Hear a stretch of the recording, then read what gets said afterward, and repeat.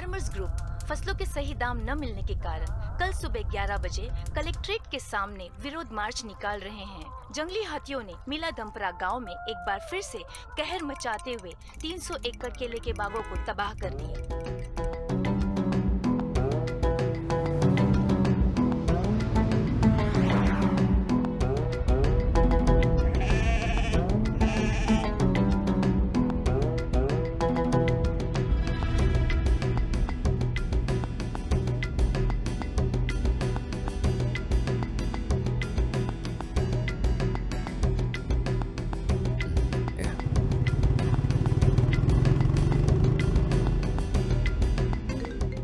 अरे कार्ती, वॉल्यूम कम कर यार, सार्थ का कॉल आ रहा है। हेलो, तुम लोग कहाँ पहुँचे? जो तुमने दुकान बताई थी जस्ट उसको अभी क्रॉस किया। अच्छा ठीक है, आगे आते रहो, तुम्हें वहाँ पर एक पुलिया दिखाई देगी। पुलिया? हाँ, वहाँ पर मेरे अंकल तुम्हारा वेट कर रहे हैं। और उनका नाम बोल क्या है? कुंजप्पन। हाँ। ठीक है, हम उनको वहाँ से पिक कर लेंगे। ओके भाई, ठीक है।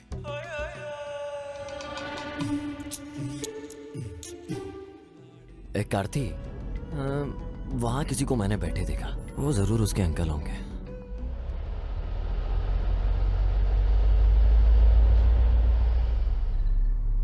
आपका नाम कुंजापन है? हाँ, तुम शरद के दोस्त हो ना? हाँ, सही कहा। उसने अभी मुझे कॉल किया था। हाँ, आइए हमारे साथ। हाँ, क्यों नहीं। तू पीछे वाली सीट पे बैठ जा। तुम किधर जा रहे हो? हाँ, बैठी। बिल्कुल सर्कस की तरह गुलाटी मारी। ये तो एकदम जबरदस्त था। एक बार घर पहुंच जाए फिर एक दूसरे को जान लेंगे। आप लेंगे?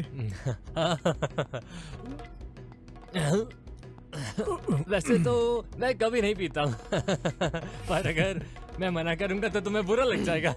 हाँ, सही बोला। कुंजापन भाई। Yes dear.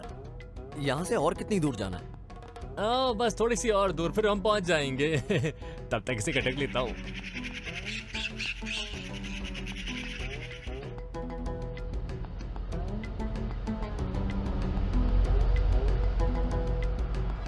राइट ले, राइट, नहीं, लेफ्ट, बस रुक जाओ, गेट पर तोड़ा देना, मैं खोल देता हूँ।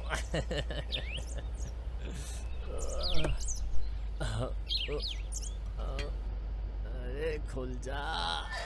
क्या ये शरद का घर है? भाई नहीं यार, ये उसके दादा का घर है। आजा। अब यहाँ कोई नहीं रहता। लाइक बहुत खूबसूरत है ना? आजा। देख, एकदम हवेली लग रहा है यार। नजर रखनी पड़ेगी, आखिर करना क्या चाहते हैं लोग।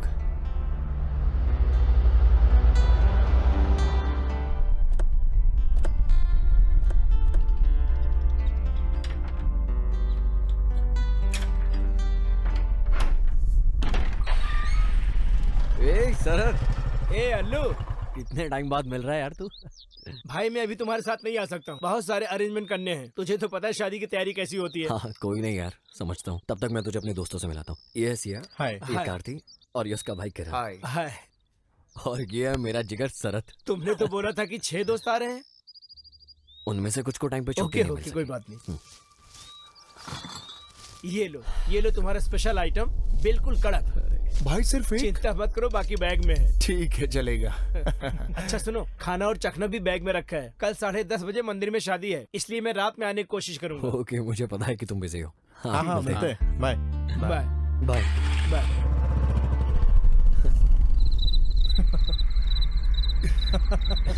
कुंजपन भैया, ऑमलेट कहाँ है? बस तैयार हो रहा है। एक मेरे लिए भी।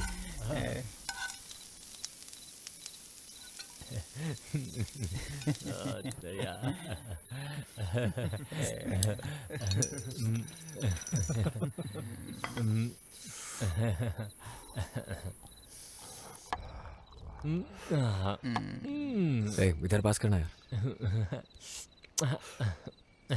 वैसे तो मैं नहीं पीता हूँ, लेकिन मेरी बीवी को इसकी खुशबू पसंद नहीं है। जब आपका शराब पीने का मन होता है तो क्या करते हैं? मैं क्या करता हूँ, मस्त एक गिलास ठंडा पानी पी लेता हूँ और काम बन जाता है मेरा। ऐसे इसीलिए कि आप कंजूस हो या फिर सच में अपनी पत्नी से डरते हो? मैं क्या बोलूँ तो दूसरी वाली बात सच बोली है। तुम ड्रिंक और स्मोक नहीं करते हो?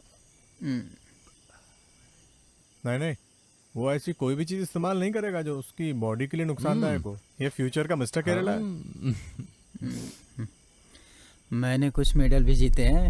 ओह सच में? जवानी के दिनों में मैंने भी बहुत सारे मेडल जीते थे। पर शादी की बात सब बंद कर दिया। अब सिर्फ अपनी पत्नी से झगड़ा करता हूँ। हमारी 2 ट्रॉफी भी है, हाँ। एक 16 की, दूसरी 18 की।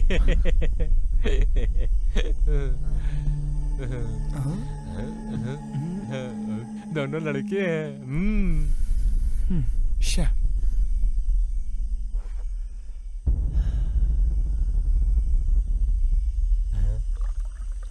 आहिला, ये क्या चीज है? कॉकटेल। ओह, इसको पीने से सर दर्द नहीं होता। तो जो टंगी रहती है दुकान में वो बॉटल है नहीं ये? नहीं, वो कोको कोला होती है, ये कॉकटेल है। हाँ, वही तो मैं सोच रहा था। हाँ, सही सोचा तुमने। कुंजबन भाई, यहाँ पे बहुत ठंड है। क्या कंबल मिल सकते हैं ठंड दूर करने के लिए? मैं आपका इशारा समझ गया हूँ। बाहर आसपास में कुछ ब्लैंकेट्स हैं। वो तो ओल्ड हो गई है, कोई फ्रेश मिलेगी क्या? उसका तो कोई चांस नहीं है। तुम इसको नहीं जानते। ऐसा कोई ब्लैंकेट नहीं है जो इसकी पहुंच के बाहर हो।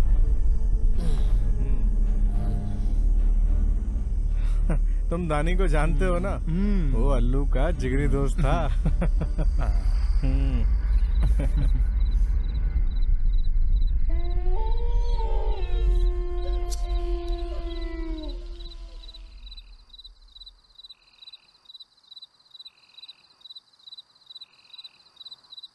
ए सिया, चल बाहर घूमने चलते हैं यार। हाँ, चलो चलते हैं।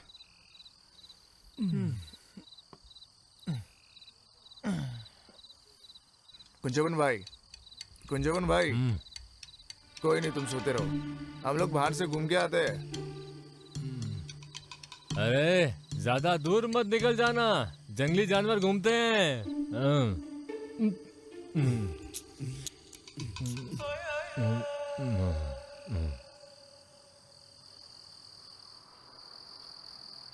हे, चल।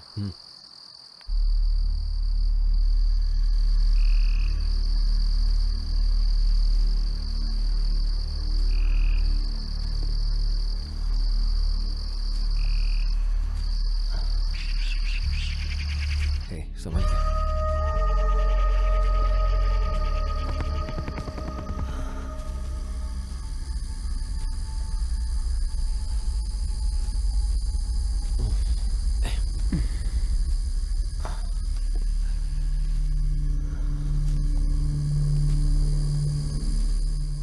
जंगली जानवर, शेर, चीता, हाथी, यहाँ तो एक बिल्ली भी नहीं है। अंकल कुछ ज्यादा ही नौटंकी कर रहे थे। मुझे भी यही लगा था।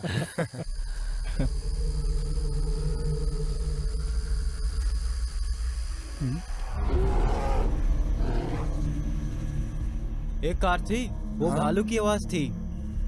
तुझे भालू की आवाज कहाँ से आई? अरे सच बोल रहा हूँ, मैं भालू की हाँ, आवाज तू मोगली पहचानता की हूँ। तरह जंगल में पला बड़ा है इतने ना? घने जंगल के बावजूद भी ऐसा लगता है यहाँ पर कोई रहता है। हाँ यार, सच बोल रहा है। चल देखते हैं। चलते हैं।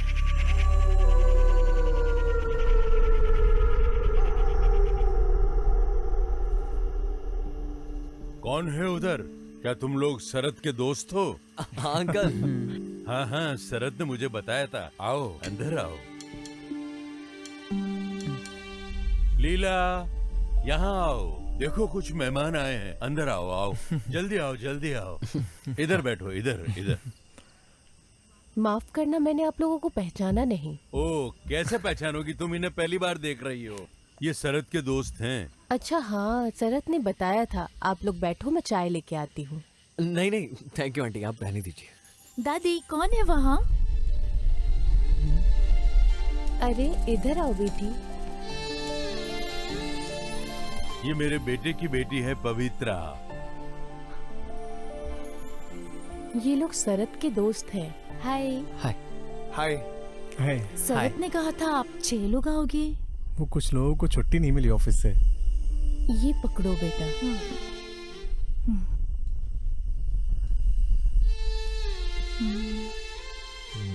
वैसे अंकल आपका नाम क्या है? रघु रमन, मैं तुम्हारे दोस्त शरद का रिश्तेदार हूँ, लेकिन उसके डैड और मेरे बीच में कुछ गलतफहमी हो गई थी। ये कोई बड़ी बात नहीं है। ये लो बेटा, साबूदाना खाओ। हमारे खेत में उगाया हुआ ताजा साबूदाना है। ये मुझे दे दो, तुम जाके नहा लो।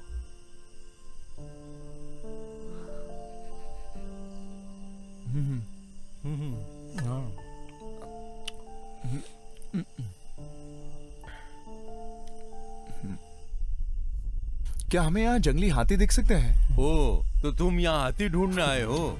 नहीं, वो क्या है ना, वो तो कुंजपन भाई ने कहा था कि यहाँ पे बहुत सारे जंगली हाथी घूमते तो रहते फिर वो कहाँ हैं? वो तो दारू पी के पड़े हैं।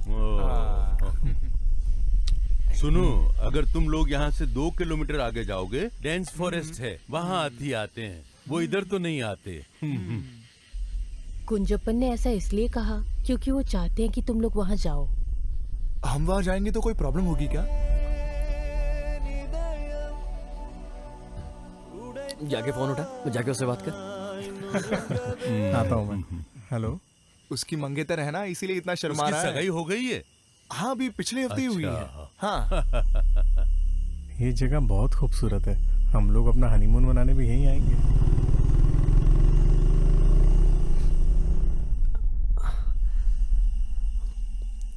अरे यार, चार्जिंग खत्म हो। अंकल, आपके पास चार्जर मिलेगा? बेटा, चार्जर लाके देना। अरे वो नहाने गई होगी, चार्जर ड्रॉअर में है, तुम जाके ले लो।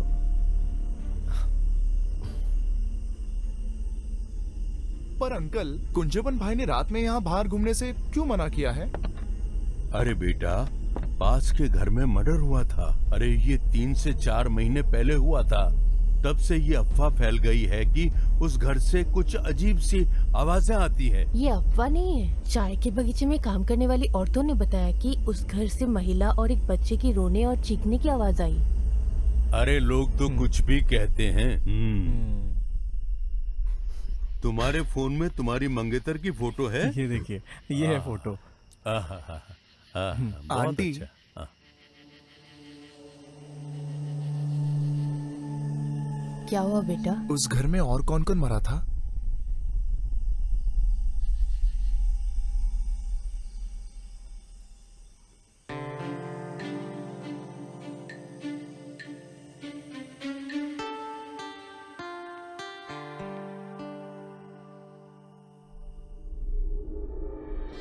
अरे यार, ये चार्जर किधर है? होना तो यहीं चाहिए।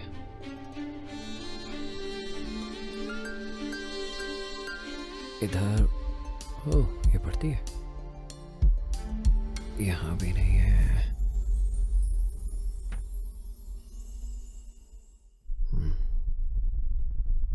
अरे क्या चाहिए तुमको? अरे, फोन बंद हो गया था। आंटी ने बोला तुम्हारे पास। साइड हटो, मैं देती हूँ।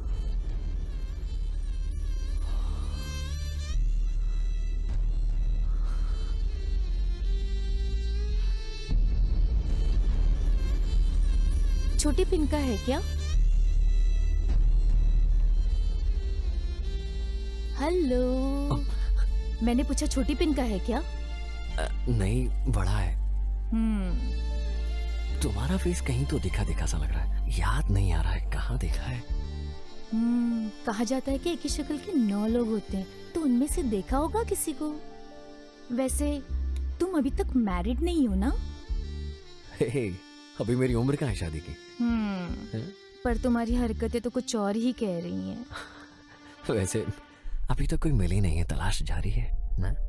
अभी तक नहीं मिली? नहीं, पर ऐसा लग रहा है कि शायद वो मिल गई है मुझे। आलू, हाँ, बहुत टाइम हो गया है, आजा। आ रहा हूँ।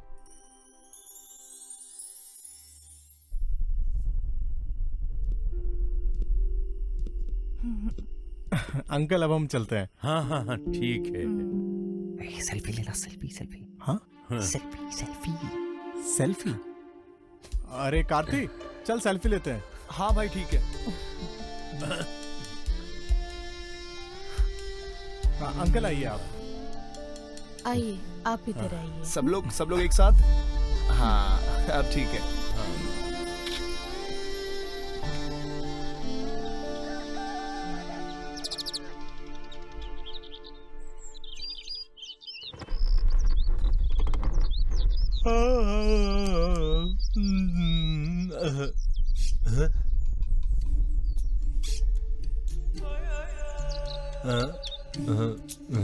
क्या सुबह सुबह।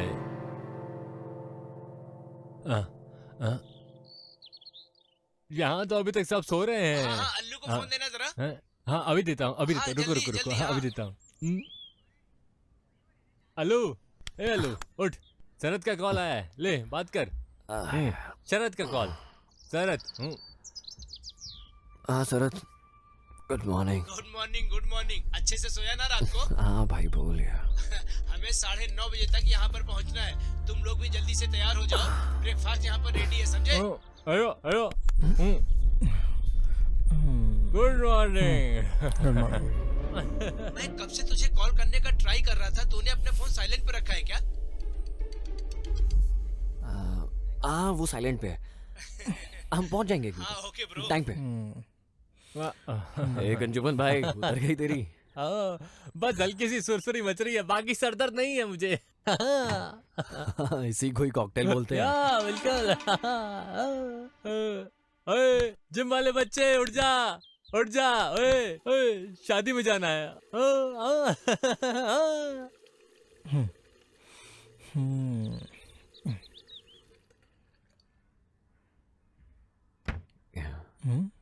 अब तू किधर जा रहा है? यार वो कल रात फोन उनके घर भूल गया था मैं अपना। अच्छा, अकेले उससे मिलने जा रहा है? जा, भगवान ही बचाए तुझे उससे। तुम लोग तैयार हो जाना, मैं जल्दी आता हूँ।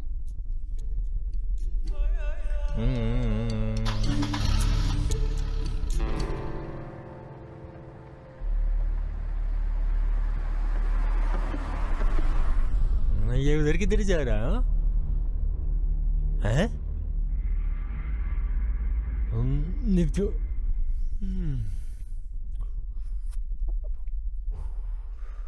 अरे अल्लू किधर के लिए चला गया? वो अपना फोन लेने गया है। आपके रिश्तेदार के यहाँ भूल गया था कल रात को। रिश्तेदार के घर? ये कौन आ गया? वो बगल में जो 2 माले की बिल्डिंग है ना, उन्होंने बोला कि वो आपके रिश्तेदार है। शरद के पापा और उनकी कोई प्रॉब्लम है। क्या बात कर रहे हो? सुबह सुबह माल भुग के बैठे हो क्या? कुछ भी बोल रहे हो, नहीं फूका कुछ माल वाल। अरे सुनो ना कुंजपन भाई, आप कहना क्या चाहते हो? अरे शरद के पिता का तो 24 साल पहले ही निधन हो गया था। उस समय तो वो सिर्फ 2 साल का बच्चा था। तो अगर आपके वो रिश्तेदार नहीं है तो और कौन है? अब मुझे कैसे पता चलेगा कि तुम किसके घर गए हो? आलू जिस तरफ गया है उस तरफ सिर्फ एक ही घर है, फिर उसके बाद सिर्फ जंगल है। उस घर में कोई नहीं रहता है। करीब 4 महीने पहले उस घर में एक आदमी पागल हो गया और उसने अपनी पत्नी और पोती को कुल्हाड़ी से मारकर खुद को फांसी लगा ली थी। उसके पति का नाम क्या था? क्या? उसके आदमी का नाम क्या था? रघुरमन। वैसे आपका नाम क्या है अंकल? रघुरमन। उस घर में और कौन कौन मरा था? वो सिर्फ मरे नहीं थे, उनका खून किया गया था। वो लोग यहाँ के नहीं थे, कहीं बाहर नॉर्थ से आए थे। पति, पत्नी और वो लड़की शहर के किसी कॉलेज में पढ़ती थी। वहाँ पे किसी लड़के के प्यार में पड़ गई थी। घर में किसी को भी इसकी जानकारी नहीं थी। एक दिन झूठ बोल के स्पेशल क्लास के नाम पे बाहर चली गई थी। वो लड़का बिल्कुल अच्छा नहीं था। वो उसे किसी लॉज में ले गया था। वहाँ पे उसके और भी दोस्त थे और मिलके उन लोगों ने उसके साथ बहुत बुरा किया। वो वापस घर आई और कभी किसी से कुछ नहीं बोली। वो बेचारी सदमे में थी। 2 से 3 महीने बाद परिवार वालों को एहसास हुआ कि वो लड़की प्रेग्नेंट है। उन लोगों को किसी ने भी कुछ दिनों तक बाहर नहीं देखा। एक दिन उस आदमी ने कुल्हाड़ी उठाकर अपनी बीवी और पोती को मार दिया और खुद फांसी लगा के जान दे दी।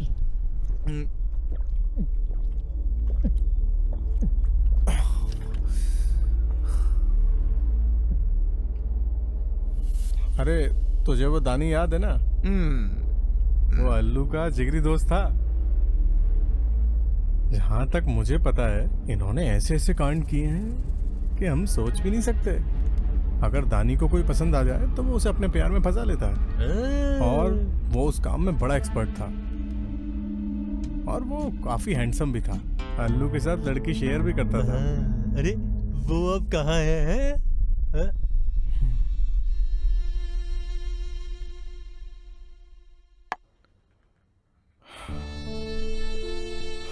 वो अब नहीं रहा, एक्सीडेंट में मारा गया 3 महीने पहले।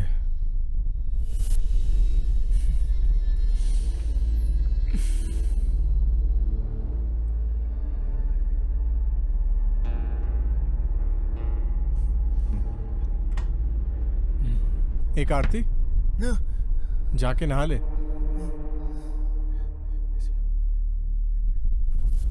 एक आरती, चल सेल्फी लेना।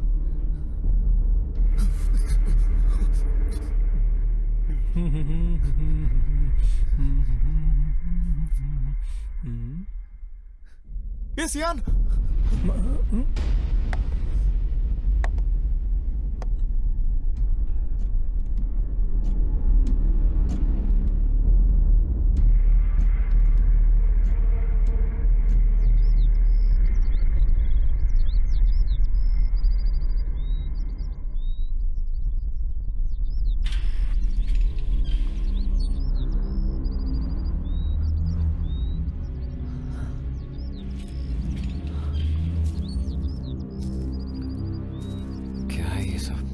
के जाले।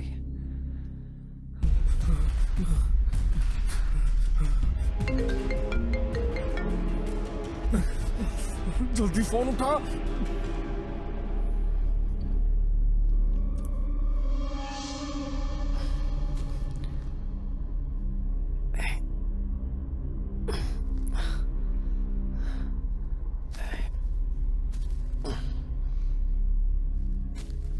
अंकल, क्या है यार ये सब?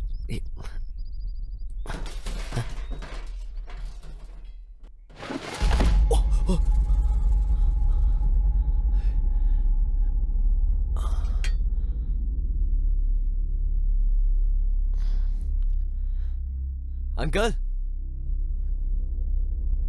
Uncle, aunty,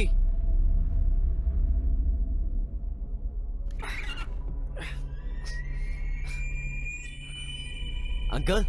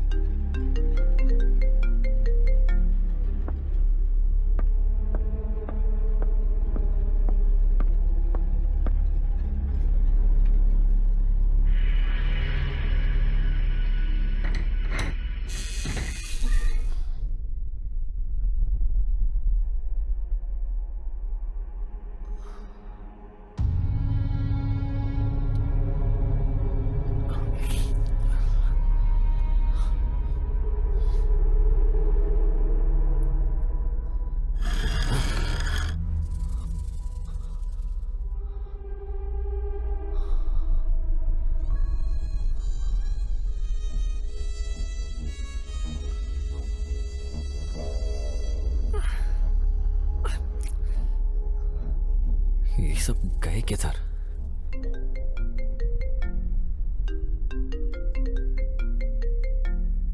oh shit, charger किधर गया?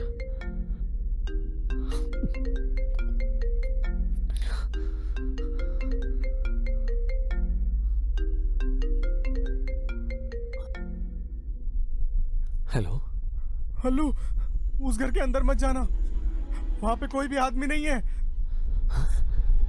सबके सब भूत हैं।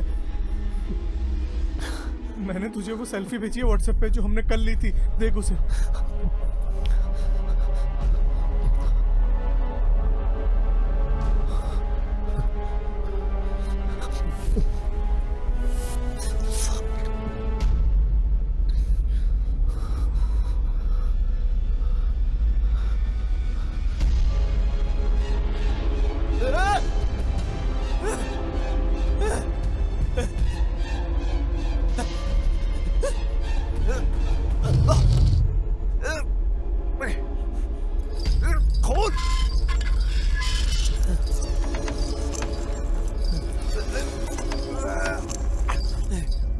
खोलो।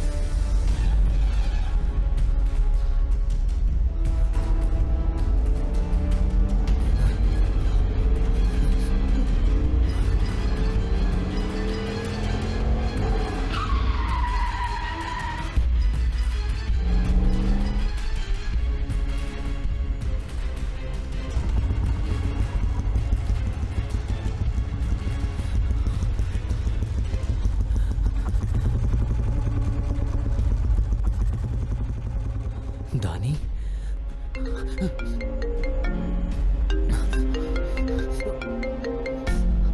हेलो,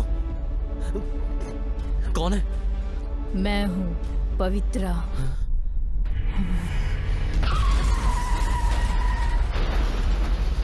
अपने दोस्त की शादी में जा रहे नौजवान की खाई में गिरने से हुई मौत। हादसे की शिकार हुए शख्स 26 वर्षीय एलन जोसेफ थे। सूत्रों के हवाले से मिले जानकारी के अनुसार मृतक गाड़ी चलाते समय फोन का उपयोग कर रहे थे और घना कोहरा होने के कारण ये हादसा हो गया।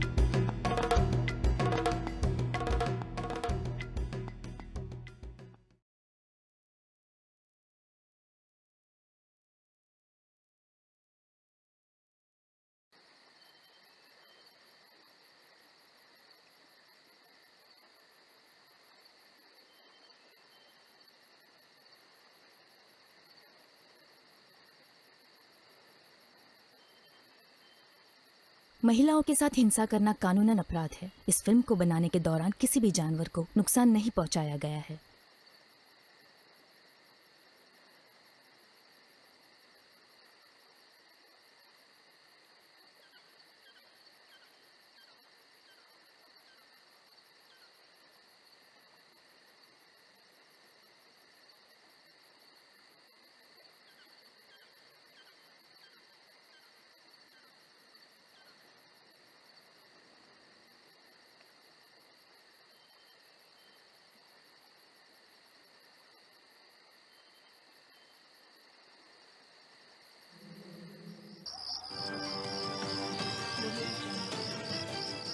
नमस्ते। आज सभी देखने वाले दर्शकों का हमारे शो सच या छलावे में स्वागत है। उड़ियन और उड़ी विद्या। आज हम इस विषय पर बात करेंगे कि उड़ी विद्या क्या है। भेष बदलकर अपने दुश्मनों को मारना। अरे नहीं दादी माँ, क्या आप ओडियन के बारे में जानती हो?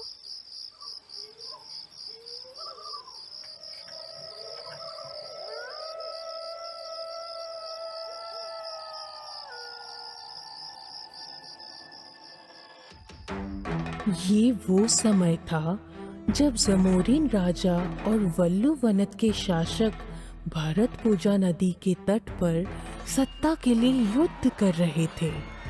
युद्ध जीतने के बाद जमोरिन राजा ने वल्लु वनत के शासकों के सारी जमीन पर कब्जा कर लिया। उसने इन जमीनों को अपने करीबी साथियों में बांट दिया और उनको वहां का पूरा अधिकार दे दिया। वरमंगलम के मधुसूदन नायर को नेत्रीमंगलम का राजा घोषित किया गया था। वो नेत्रीमंगलम प्रांत से संबंधित वल्लु वनत शासकों के प्रति सहानुभूति रखने वालों से सख्त नफरत करता था। उसने उनके करों को दुगना कर दिया, उनकी औरतों पे बहुत अत्याचार किया और उनके साथ दुर्व्यवहार किया। उस समय के दौरान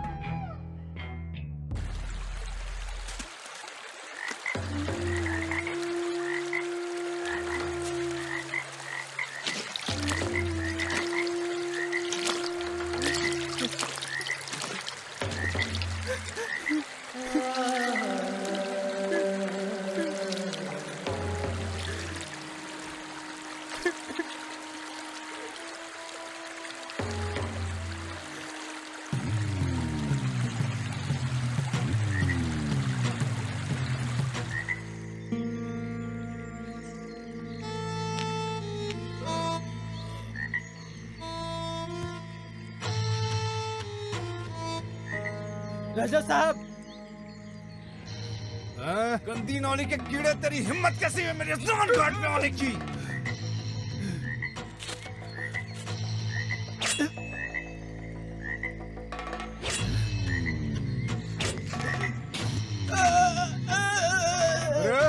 वासु, रामा, जल्दी आओ यहाँ। जाने दो मुझे। उठा के फेंक दो इसे।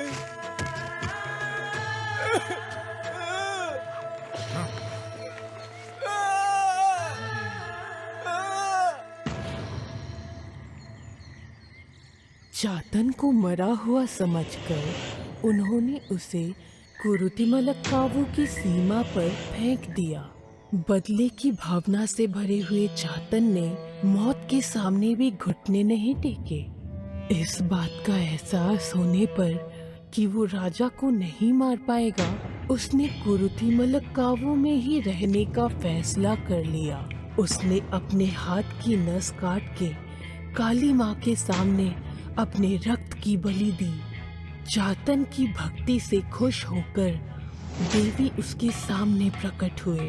चातन ने देवी से मधुसूदन नायर और उसके पूरे वंशजों को खत्म करने का अनुरोध किया, मगर देवी ने उसके अनुरोध को मना कर दिया और उसके बजाय उसे एक दवा के बारे में बताया। जंगल और पहाड़ियों की खाक छानने के बाद आखिरकार वो उन जड़ी बूटियों को ढूंढने में सफल रहा।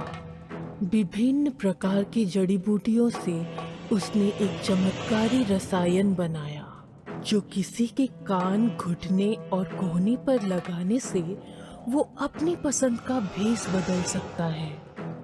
लेकिन ये भेष हमेशा के लिए नहीं बदल सकता।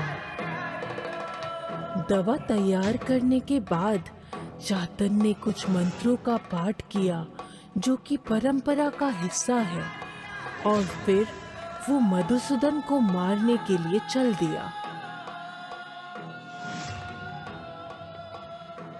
अपने मकसद को पूरा करने के बाद लौटते समय भारी बारिश की वजह से चातन का असली पहचान सामने आ गई। चातन को गांव के लोग पकड़कर वहां के एक जादूगर चेम्बरा एरुताचन के सामने ले आए। उन्होंने उसे देवी माँ के नाम पर वचन मांगा कि वो कभी भी इस तरह के जादू का इस्तेमाल नहीं करेगा। हालांकि चातन का बदला सिर्फ मधुसूदन के मरने से पूरा नहीं हुआ, वो उसके पूरे वंश का नाश करना चाहता था। उसने एक बार फिर देवी माँ के सामने उनको खुश करने की प्रक्रिया की, परंतु वो ऐसा नहीं कर पाया। इस बात की जानकारी मिलते ही वहाँ के राजा वरमंगलम उस जगह के लिए रवाना हुए। चातन ने अपने बेटे इन्नी को बुलाया और उसको ओडी विद्या के बारे में सारी जानकारी दे दी, और साथ ही बेटे से वरमंगलम की पूरे वंश को समाप्त करने की मांग की। अपने पिता मधुसूदन की मृत्यु के बारे में सुनकर उसके पुत्र चंद्रशेखर और सुभद्रा अपनी सेना के साथ मिलकर चातन को जिंदा पीपल के पेड़ के नीचे गाड़ दिया। इन्नी ये सब दूर से देख रहा था। उसकी आंखों से एक बूंद भी आंसू नहीं निकला, और उसके बाद से हर रात उस पीपल के पेड़ के पास से अजीबोगरीब आवाज सुनाई देती है। गांव के लोगों ने उस जगह का नाम नीलविल्ली कुन्नू रख दिया।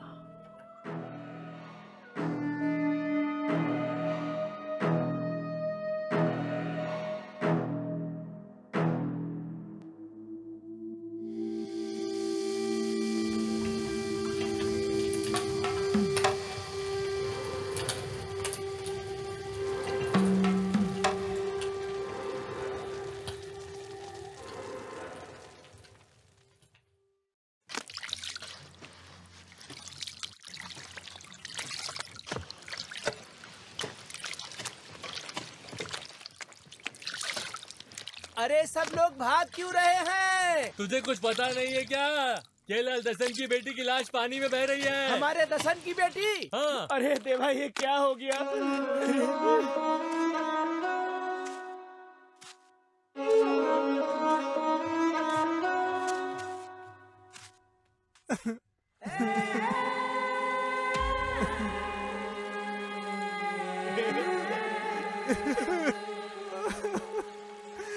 ये क्या हो गया मेरी बेटी को?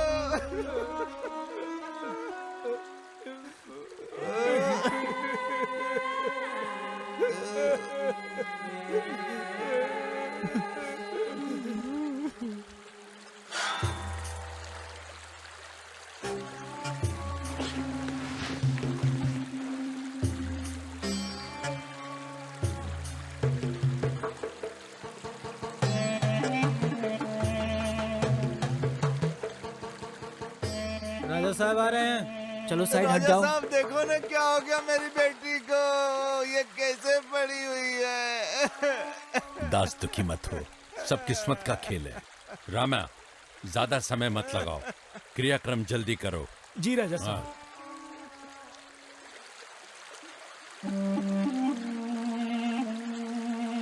उठ जा मेरी बच्ची, उठ जा।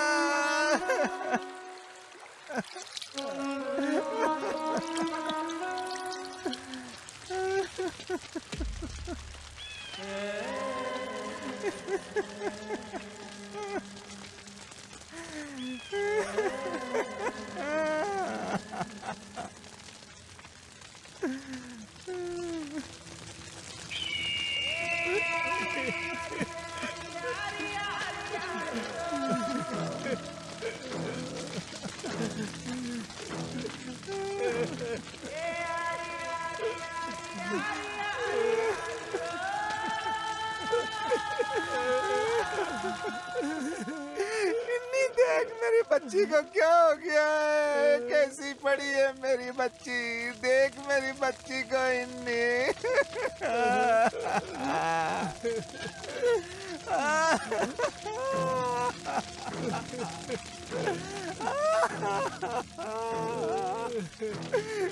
देख क्या हो गया मेरी बच्ची को, कैसे पड़ी है? देख इन्नी। देख अब मैं क्या करूं? उसने अपने हाथ में पकड़ा हुआ था।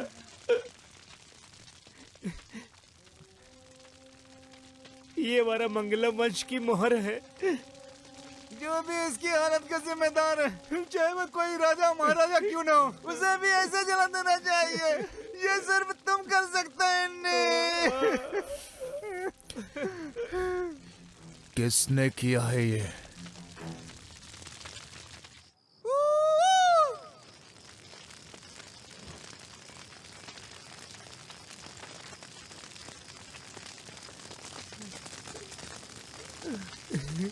इन्नी, हमारी बच्ची को राजा के लड़के ने मारा है। पार्थन? ये सब मुझे महारानी के नौकर चीरू ने बताया। जानते हो तुम, राजा उससे जल्द मद्रास भेजने की कोशिश कर रहा है। वो कल सुबह सुबह निकल जाएगा, तो फिर आज रात को ही। नीलावली कुल्लू में मैंने उस जगह पे मशाल जला के रखा है जिधर तुम्हारे पिताजी को दफनाया गया था। भूलना मत वारामंगलम के राजा ने तुम्हारे पिताजी के साथ क्या किया था। उस मंजर को कैसे भूल सकता हूं मैं? जिंदा दफन होते हुए मेरे पिता की तकलीफ का मंजर आज भी मेरे दिल में है, और ये मेरे अंदर की आग को जला कर रखता है। मद्रास जाने से पहले राजा का बेटा इलिक्कल रमानी के घर सोने के लिए जाएगा। तुझे पिता का वचन पूरा करना ही नहीं। अनाज के ढेर और लड़कियों का जश्न इन राजाओं के बच्चों के लिए नहीं होते। अब तुम लोग जा सकते हो। कल ले तेरी मंगलम में उनके बेजान शरीर का अंतिम संस्कार करने जरूर आना। जाओ।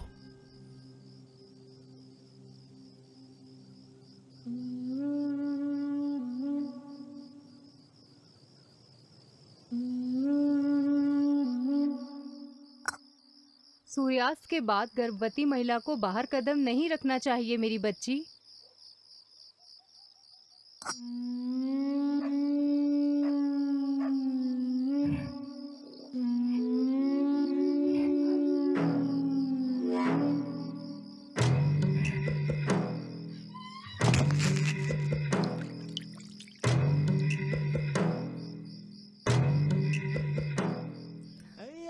हे भगवान,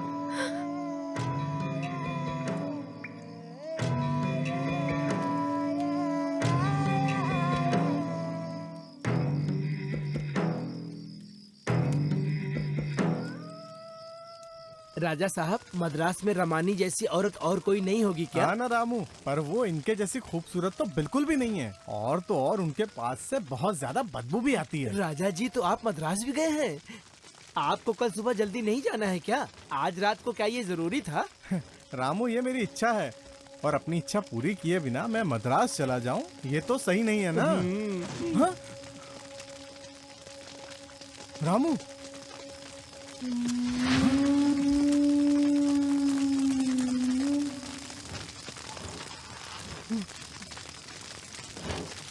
कौन है वहाँ?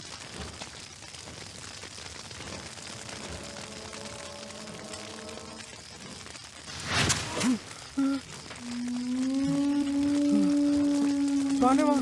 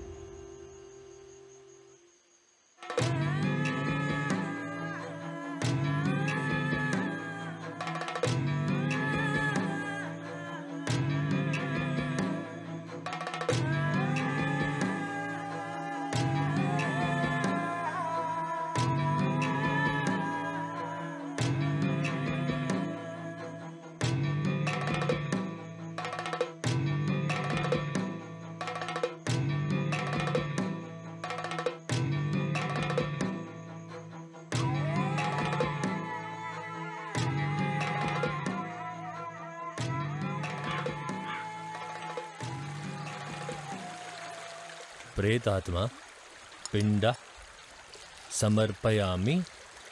ओम तत्सत। देवांगत आत्मा को याद करें और पत्ते पर 3 बार जल छिड़कें।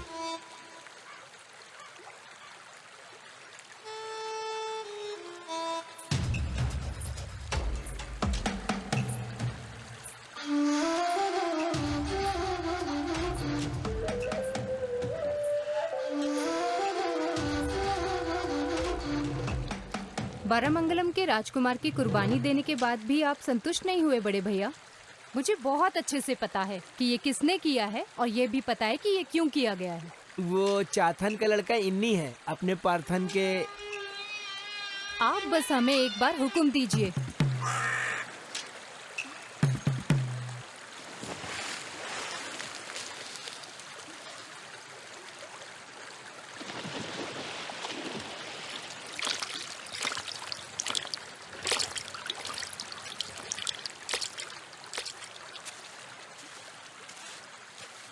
लगता है कि वरमंगलम के राजा को उन नीची जाति वाले कुत्तों से लगाव हो गया है। तो क्या हुआ, भले ही वो राक्षस तुम्हारे खुद के बच्चों को ही निगल जाए। इतना सब होने के बाद भी आप चुप क्यों रहते हैं? बोलिए। भद्रा, तुम्हारा किसी के प्रति जलना कोई नई बात नहीं है। जब से मैं मुखिया बना हूँ तुम तो चुड़ैल की तरह मेरे पीछे पड़ी हो, परेशान कर रखा है। मैं नेत्रीमंगलम राज्य का राजा हूँ, मैंने उन्हें कोई नुकसान नहीं पहुंचाया है, उन्होंने भी नहीं। इस पूरे राज्य को अपने कदमों में लेने का तुम्हारा घमंड मेरे जीते जी कभी पूरा नहीं होगा। सुन लो तुम, अगर तुम या तुम्हारा कोई भी आदमी मेरे सामने आया तो मैं दिखाऊंगा कि मैं कौन हूँ।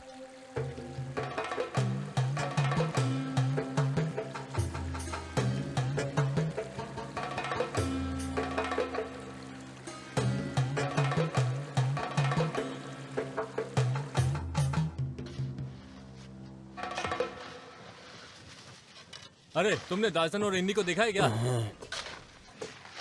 इन्नी, महारानी तुमसे मिलना चाहती है, तुमको तुरंत उनके पास जाना चाहिए। महारानी सुभद्रा, ठीक है आते हैं। वैसे वो हमसे क्यों मिलना चाहती है? उस औरत में अपने पूर्वज के सभी गुण हैं। चलो चलते हैं।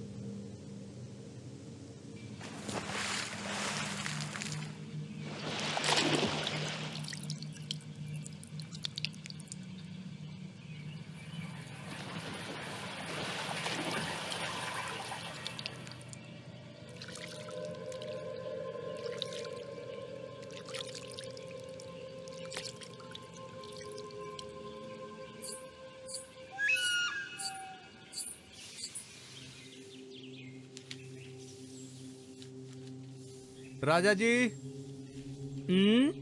महारानी हमसे मिलना चाहती है, कुमारन कह रहा था। उधर किनारे खड़े हो जाओ। भद्रा,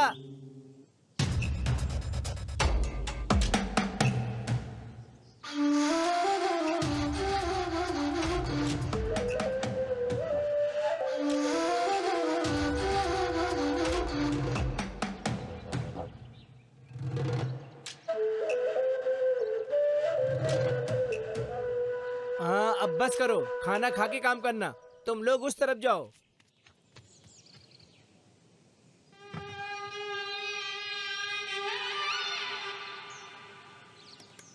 महारानी जी, हमें क्यों याद किया आपने? आज सुबह 2 लोग खाकी वर्दी में यहाँ पर आए थे। उन्होंने बताया कि पार्थन को जानबूझकर मारा गया है। क्या तुम जानते हो इस बारे में? अगर तुम में से कोई जानता है तो बता दो मुझे। हमें इसके बारे में कुछ भी नहीं पता। क्या तुमको पता है इन्नी? अभी भी तुम्हारे परिवार में वो देवी माँ को खुश करने वाली पूजा होती है? जी महारानी साहबा। फिर तुम उल्लू क्यों बना रहे हो दासा, जैसे कि हमें पता ही नहीं? इन्नी के द्वारा खूनी पार्थन की पिटाई करते हुए अपनी आंखों से ये सब कुछ मेरे पति नारायण ने देखा है।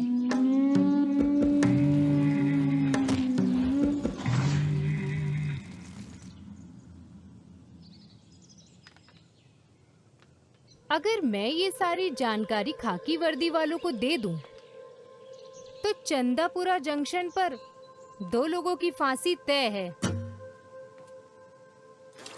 नहीं तो गांव वाले जो कि बड़े भाई को अपना देवता मानते हैं, वो सभी लोग मिलकर तुम्हें मार देंगे। तो अब बोलो दासा। मुझे ये करना था महारानी।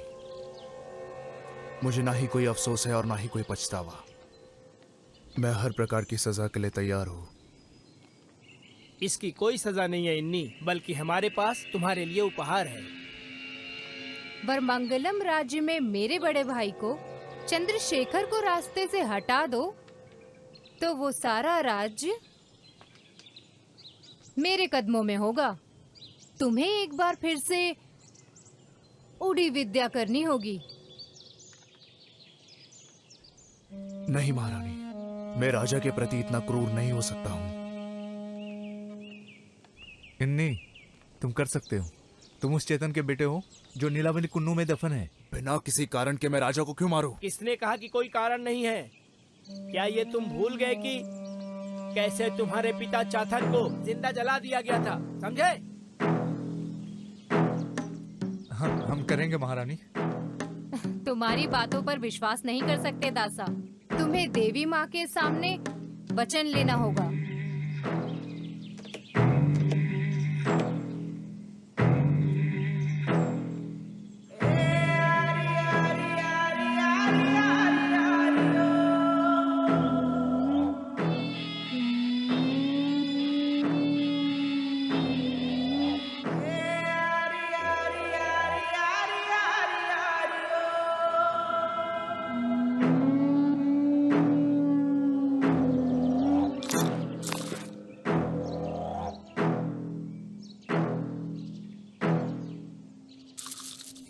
इन्नी, चंद्रशेखर पार्थन की तरह कोई साधारण आदमी नहीं है। वो कालेरी पैट्टू में निपुण है और देवी माँ का उस पर आशीर्वाद है।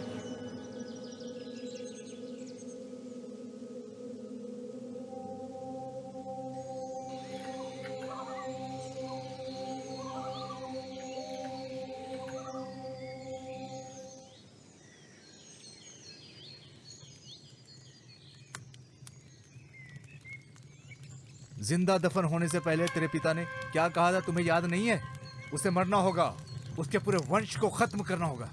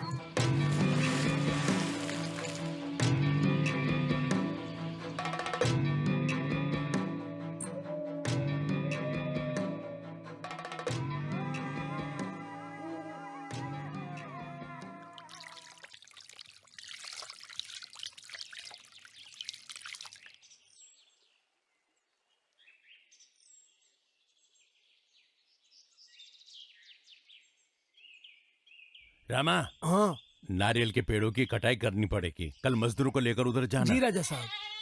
अरे रामा, उधर बकरा घुस गया है। नहीं, वहाँ तो कुछ भी नहीं है। तुझे दिख नहीं रहा है क्या? नहीं राजा साहब, सिर्फ आंखों का छलावा है। मेरी आंखें तुझसे ज्यादा तेज है, समझा? तू जा, मैं संभाल लूंगा। जी राजा जा। साहब।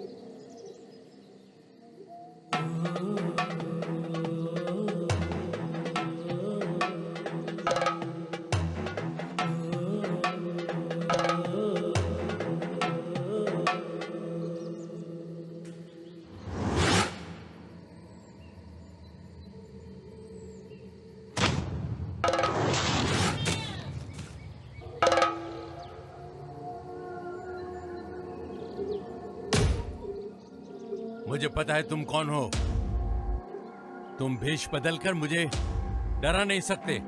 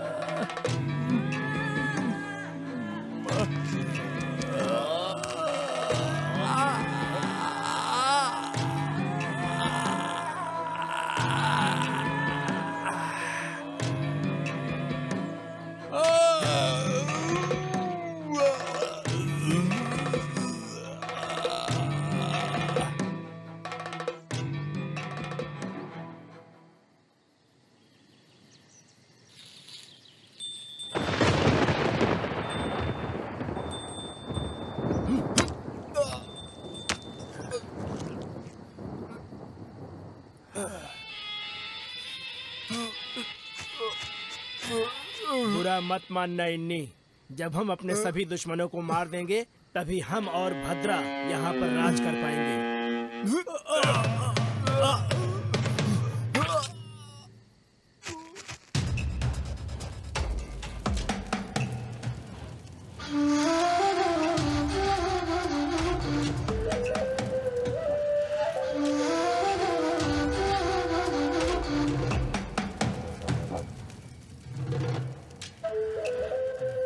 क्या हुआ इन्नी?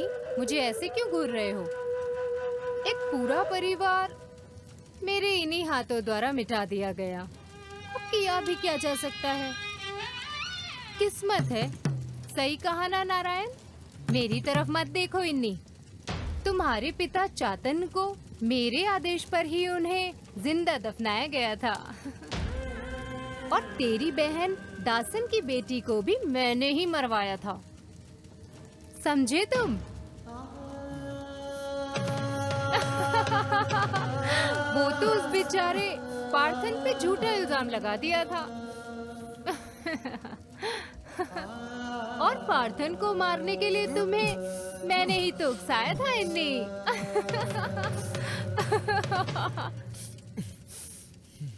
अब मुझे बस एक और आदमी को मारना है जो इन सब का साक्षी है। तुम्हारा दासन। वहाँ देखते रहो इन्नी।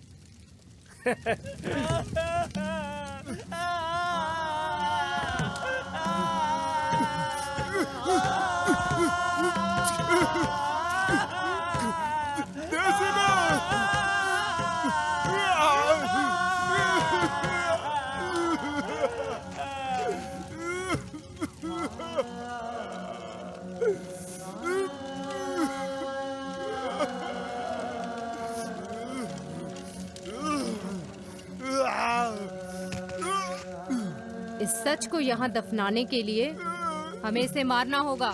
चलो मार डालते हैं इसे।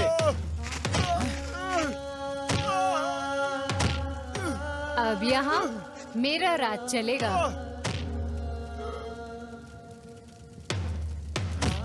भद्रा का नेत्र्य मंगलम।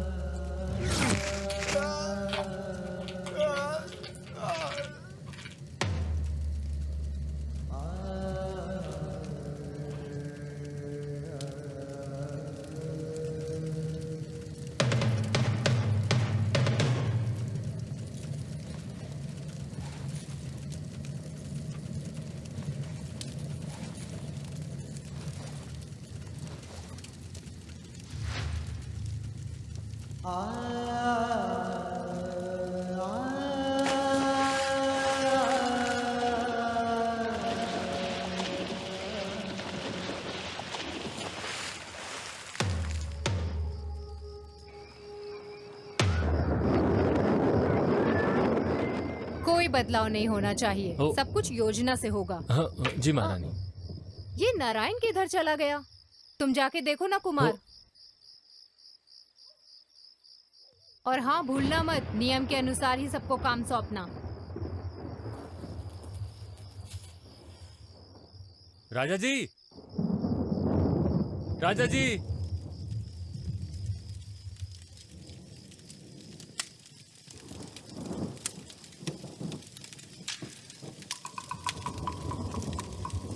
महारानी जी, खून।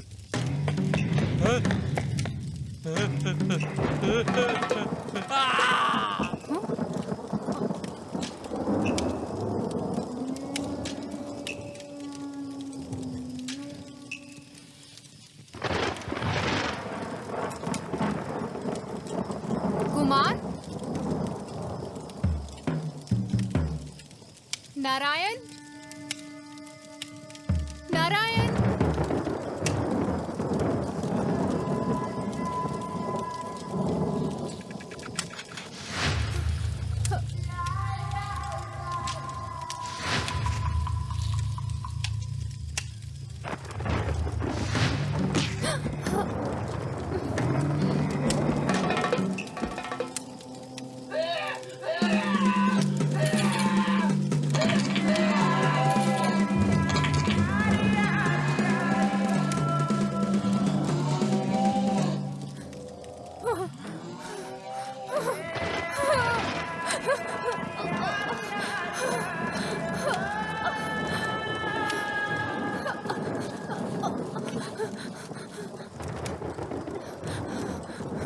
महारानी जी, महारानी जी।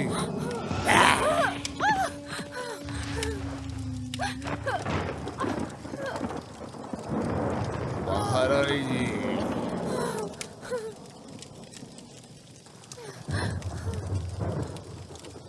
अहम कालीन चुड़ै देवा प्रतमा शिवम नित्रय दो तस्मा। तो आज हमने बात की उड़ियान और उड़ी विद्या के बारे में। सच या छलावा कार्यक्रम एक बार फिर आएगा नए एपिसोड के साथ। तब तक शुभ रात्रि।